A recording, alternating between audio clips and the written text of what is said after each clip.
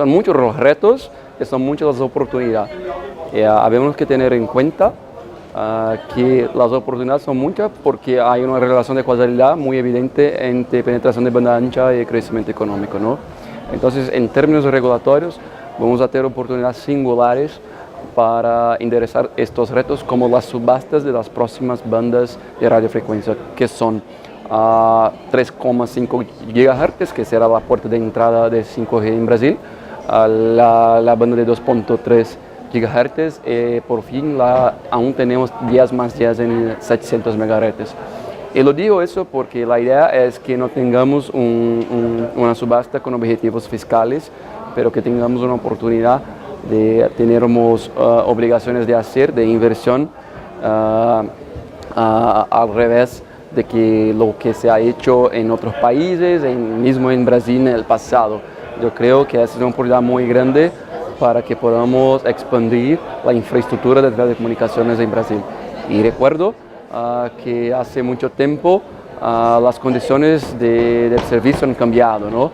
Si hablamos en el pasado de tiempo, de distancia, de llamadas off-net o net, ahora hablamos de latencia y de volumen, y mañana hablaremos de latencia. Por lo tanto, es una oportunidad de poner obligaciones tanto de inversión en infraestructura de transmisión, sea backhaul, sea backbone, y también en el caso de las bandas de frecuencia más baja como 700 MHz, como obligaciones de cobertura.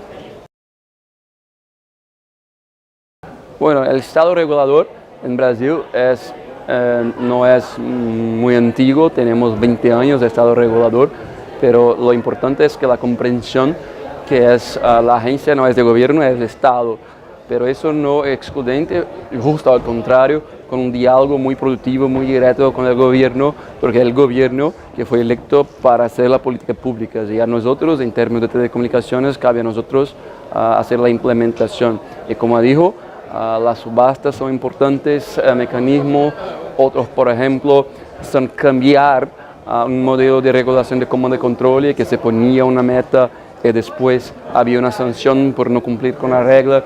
Quizás tengamos ahora una oportunidad de convertir estas sanciones pecuniarias en obligaciones de hacer, que son muy más efectivas y que de facto garantizan la calidad y la cobertura que tanto nos buscamos.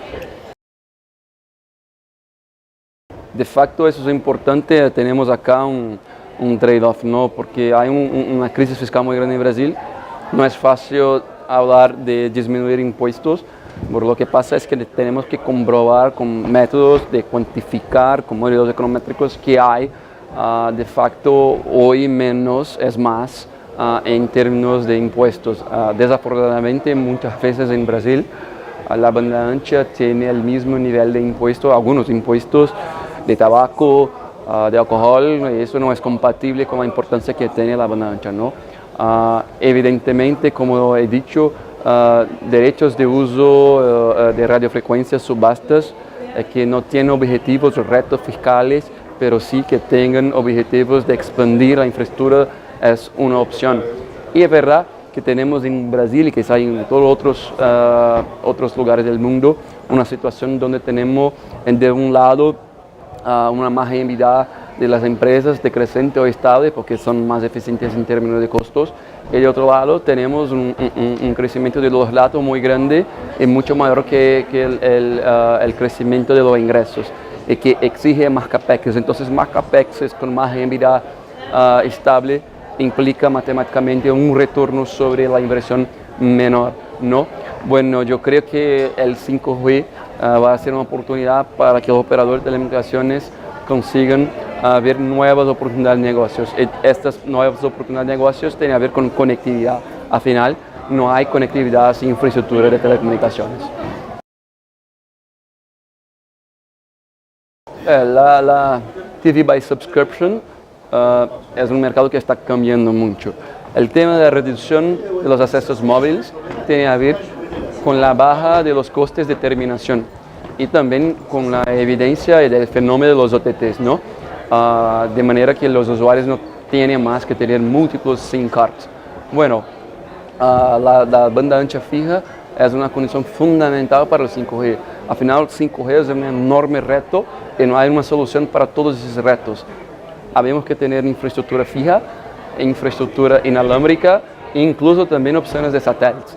Entonces hay que comprender la realidad del país, los gaps de infraestructura y ahí poner incentivos en los lugares para que la infraestructura de transmisión sobre todo sea cada vez mayor, porque no hay que hablar de acceso en cuanto no tenemos una buena infraestructura de transmisión, sea de backbone o de backhaul.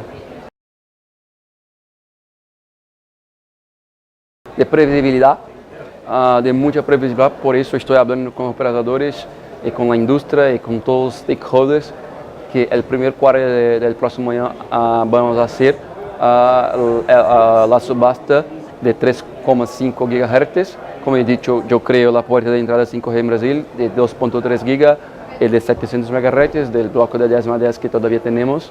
Entonces, previsibilidad en primer lugar, estabilidad de las reglas. Y después, una regulación que sea más responsiva, o sea, que privilegie los incentivos y no solamente una regulación de sanción, de punición.